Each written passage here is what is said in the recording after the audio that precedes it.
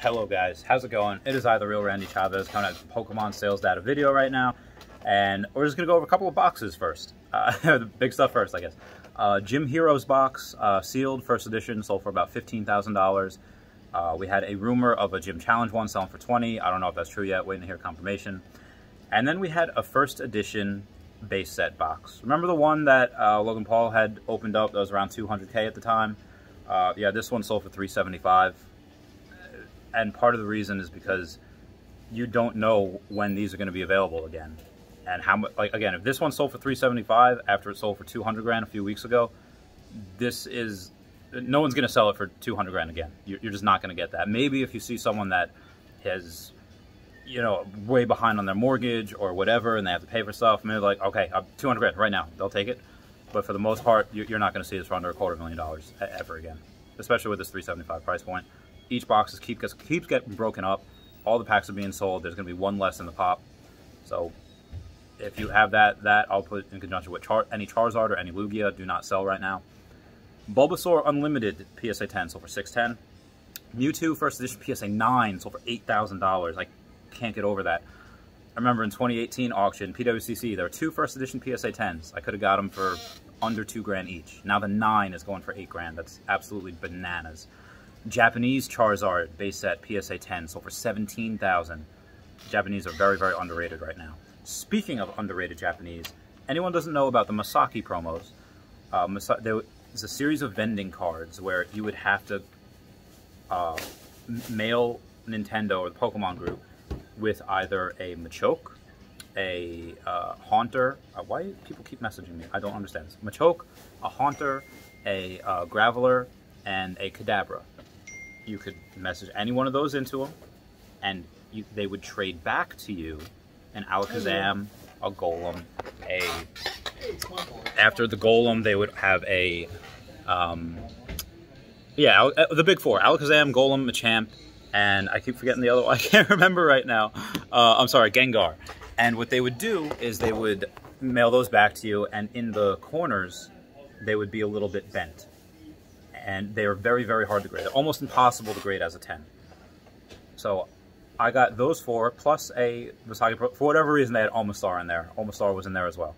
Now, that is something that is not someone that you have to trade to get in the games anyway. I think they just knew that Helix Fossil would have been a meme in 2018 or 2014, whenever the meme came about.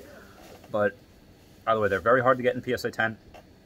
And there are almost none on the market right now. But I managed to get all 5 PSA 9 for $5,500. There is another set out there that a buddy of mine is selling for $6 grand. If you want them, let me know. I might actually even buy that myself, because I believe those cards are very, very undervalued, because you had to work for them. You had to work for them. Send other cards in with letters, and you get them back. And when you get them back, they are not going to grade 9 or 10. Most likely they'll grade 7 or 8, because of those little folds and creases on the corners where it came in. Yeah, they're damn near impossible. And again, they're very rare. They're not on eBay. There's like 1 or 2 on eBay. And speaking of those, the last confirmed sales we have for a Masaki Omastar, PSA 9, $445. That happens to be the least popular. Then we have a Masaki Alakazam, PSA 9, sold for $1,125. And a Masaki Gengar, PSA 9, sold for $1,875. So those 2 cards, that was 3 grand. And we could maybe make the argument that the other 2, you know, Golem and the Machamp, let's say $1,000 each. So that'd be $5,000 with that, plus the $445 for the Omastar. So yeah, I paid about fair market value. And that's if they're $1,000 each for the other ones. It could be more, a little bit less.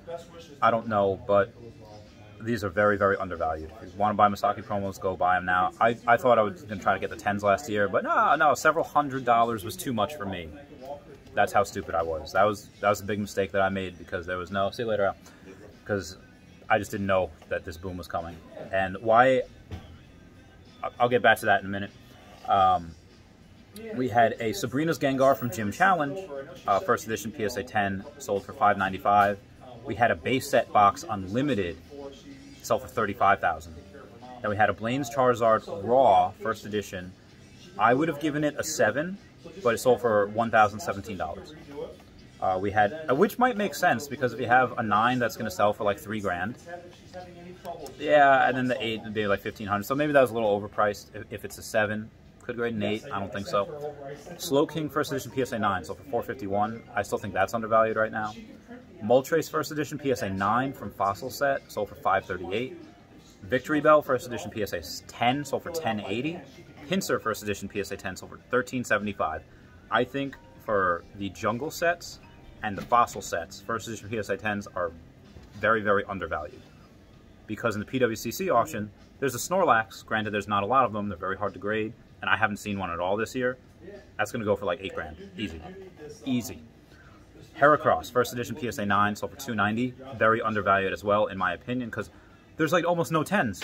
That Heracross is so hard to grade. With the hollow pattern, with the centering, anything that you can throw at it, it's hard to grade. And there hasn't been a 10, so if someone were to offer me like 3 grand right now, done. I'll take that. And why I say 3 grand? Because that would be 10 times as much as the Heracross, and that's still undervalued. So this Heracross is very, very undervalued for the 9. I think the reason you haven't seen too much growth with it is because a 10 hasn't sold. So nobody knows, nobody's aware of how much that's going to be, but it's going to be insane. Aquapolis Nidoking, PSA 10 sold for 496. Houndoom from Neo Revelation, First Edition PSA 9 sold for 635. There's 2 on PWCC right now that are like $200-300 a piece. That will get to $400-500 minimum. There used to be a bunch of these on for like $300-400. No one was buying. I bought one for $400. Not even a month ago. Already increased 50% to $635. T18 First Edition PSA 9 sold for $700. That was on eBay for like a day. And then there was a Shining Gyarados First Edition PSA 9 was $1,900 or best offer. And then I don't know what it sold for. Honestly, it could be $1,900 because it's a Shining card, it's a Gyarados, and it's First Edition PSA 9. So I could definitely picture these going up, flirting with the 2 grand price very, very soon, which it is now. Lugia First Edition PSA 9. This one was so weird because the guy had like 87% positive feedback. You know, a lot of negative stuff on there. One picture of it, $2,900. I don't know if that's real. That I would not buy it. I wouldn't, because that guy seems sketchy AF. Koga's Ditto and Giovanni's Machamp. Both of them on there on the same one, First Edition PSA 10. Sold for $875. I think that's fair market value. So yeah, good job. And then I went over the Masakis. I am dead set against, where's the Trophy Kangaskhan? Oh my goodness. Okay, so what I'm going to type in here, I completely misspelled Kangaskhan, but eBay knows what I mean. I'm going to show you guys a couple things. I am trying to convince my friends to try to go in with me on this. Because again, I'm getting one already. I'm getting one, it was at that $80,000 price point, and I have 32 grand left on it. How did Aiden do? You have one 259 or best offer, and SM Pratt, the Prince of Pokemon, 200K or best offer. That's right now. What do you have to tell me? Not even a year ago, SM Pratt had this for 100 grand or best offer. Had offers for 60 grand. He'd be like, nope, nope. 65 grand, nope, nope. So this is definitely doubled, I think, in at least he thinks. And again, he's the Prince of Pokemon. Now, SM Pratt is historically known for usually giving a little bit of a premium, like charging a premium. Why? Because he ships things out that day or the next day. He's a very well-known seller. He's not going to BS you on anything. He's very straightforward. And even I bought a Gym Challenge Victory medals from him, and he got to me the next. I said it was like 400 or best offer or something. I said like, hey, could I do 300 to get the relationship started? And he did it for me. He's very good. I don't know anything about this guy. The 9, someone wants to sell a 9 for 150. Now I have no idea what that would grade. Maybe a 7, 8. I don't know. But this one, I can guarantee you, as a 10. Once I get my $80,000 one, as soon as I get it, if someone were to offer me 150 for it, 160, double it, right there, no way. Because there's 11 of those in the world, and I'm not going to be able to get that back. And why do I think these are still undervalued, even though I paid a record price point for it? Top, no one ever paid that before? Is because all of these influencers and collectors are doing what we all did. They're buying what they enjoyed when they were younger. Logic the Rapper, You have Logan Paul. Gary Vee's doing this more for investment, but he knows, oh, base set, first edition, it's historic. That's why he got the Charizard. That's why he got the Mewtwo. Logan Paul and Logic, they're doing this because they love the cards. It's like, especially Logic, he had a really great story saying, like, I couldn't afford this when I was younger. My mom couldn't afford this, and it's great to have these now, top of the game, which it is. It is really great. Now, as far as why I think trophies are undervalued, because the attention's not there right now. The attention is on first edition base set. And what happens to every single collector as they go in deeper and deeper into the lore and trophies and whatever, they find their niche. They find what they like, and they want the best of the best. Gary Vee's not going to get a PSA 9. Logan Paul's not going to get a PSA 9. Maybe if they can't find a 10. But Trophy Kangaskhan, there's 42 of them. Or I think 44 if you count the ones that are authentic and whatnot. But there's so few of them that it is just impossible to find. The sellers don't want to sell. And you have to pay like a premium for it. As soon as the attention gets on there, and these people that have millions of dollars of capital to throw around, where 200 grand is nothing for them, these are going to be swallowed up so quickly, and nobody sees it coming yet. You remember in the show Recess, you know, TJ Detweiler, Ashley Spinelli, they call her Spinelli, where she couldn't tackle this guy, the big tough tomboy, couldn't tackle this guy in football because he was cute, because she liked him, and she was so conflicted about why she couldn't do it. And then she goes to Miss Finster, the old lady, mean hag of the playground. She's real with her. Gives her a piece of advice. Say, listen, you're all going to like boys. You're all going to like, you know, everyone's going to like everyone. But the trick is, like, you're just getting a sneak peek into it early. This is coming for all of them a lot sooner than they think. The same thing with trophies. I know it's a weird simile or allegory, whatever you want, but the attention is on first edition base set right now. That's why it's blowing up. That's why Charizards of everything are riding the wave. My first edition PSA 10 Blaine's Charizards are riding the wave. I will not sell any of those for under $10,000. I got average price point of under like $650 for each of them. I won't sell any for under 10 grand because they're just going up insanely right now. I actually got a $7,500 offer for one of mine. Automatic decline. I'm not doing it. I have it on there for 20K or best offer. I'll start fielding offers at 15, but once the attention... There are millionaires in the hobby already.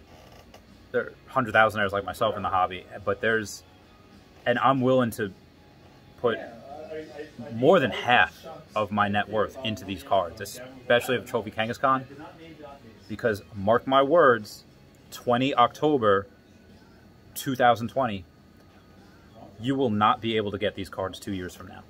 These Trophy Kangaskhan's will be swallowed up. The reason why SM Pratt is selling his is because he has two. He has two, and the only reason he's selling one of them is because, okay, he can do things with an extra 150 grand of capital. He can buy certain other things that are undervalued. He doesn't need to. He has one. He is not selling that other one because he knows that's something that he won't be able to get back again, at least for a long time. So this is something that I 100% believe is going to go to the freaking moon. You already have the Pikachu Illustrator that's flirting with $1 million right now. And this is just the beginning. Pokemon is very, very young. 25 years old. And this is already the highest grossing media franchise of all time. At 25 years old. And it was like this for the past couple of years, too. This is just the beginning. No one can convince me otherwise. I'm literally putting my money where my mouth is. I don't want to sell more than half my Tesla stock to get this, but I might. I might sell that. I might sell my Square, Fastly, other things. I'll do what I need to do because it is too undervalued. Just my opinion. Anyway, guys, that's it for today. Those are the sales data. That is my point, right? And hopefully I can get that for under 80. If I can, if it goes to 90 or 100. I don't know what I'll do. All right, guys, I love you all. I'll talk to you later. Bye.